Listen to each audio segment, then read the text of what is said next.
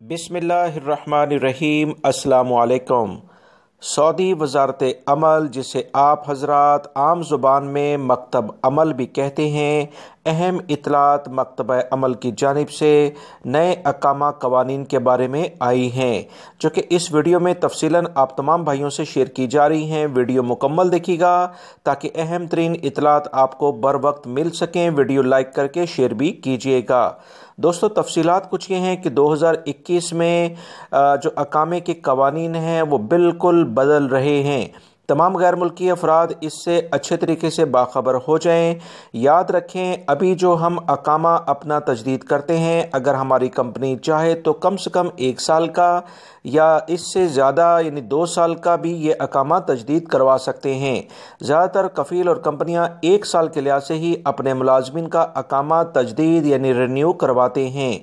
اگلے سال کچھ اہم اطلاعات یہ آ رہی ہیں کہ کوئی بھی کفیل اور کمپنی جو بھی اپنے ملازمین کا اقامہ تجدید کروائیں گے، اس کی فیس وہ خود دیں گے جہاں پر آپ ملازمت کریں گے، اور یہ فیس بھی کم ہونے جا رہی ہے۔ ابھی تقریباً 9 سے 9,500 آپ کے انشورنس وغیرہ ملا کر بنتے ہیں۔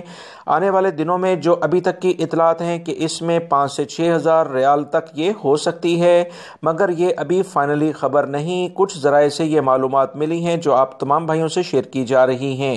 اقامہ سالانہ کی بجائے مہینوں کے لحاظ سے تجدید ہوگا۔ اگر کوئی بھی کفیل اور کمپنی جن سے آپ کا معاہدہ ہوا ہے، آپ چاہتے ہیں، ورکر کے پاس یہ اختیار ہوگا کہ وہ 3 مہینے کا، 6 مہینے کا اقامہ بھی اپنا تجدید کروا سکتا ہے۔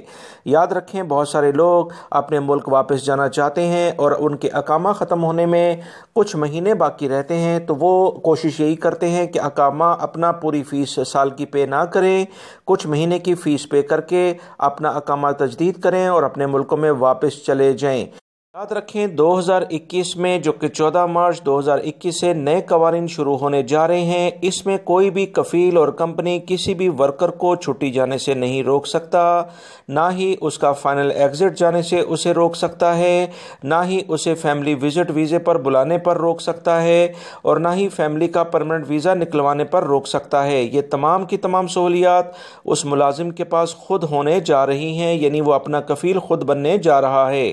مزید اس بارے میں آپ کو بتاتا چلوں کہ وہ تمام غیر ملکی افراد جو معاہدہ کریں گے، معاہدہ بہت زیادہ اہمیت رکھے گا، اس کو لازماً سوچ سمجھ کر اس پہ سائن کریں۔ جو بھی کوئی کمپنی کسی معاہدے کی خلاف ورزی کرے گی، ملازم کو نکالے گی، تو اس کے چارجز اسے دینے پڑیں گے، جرمانہ ہوگا۔ کوئی ملازم اگر معاہدہ ختم کرتا ہے غیر ضروری طور پر وقت سے پہلے، تو اس پر بھی جرمانہ ہوگا۔ اہم اطلاعات آئی تھیں جو آپ تمام بھائیوں سے شیئر کی گئی ہیں۔ ویڈیو لائک کر کے شیئر بھی کیجیے گا۔ السلام علیکم۔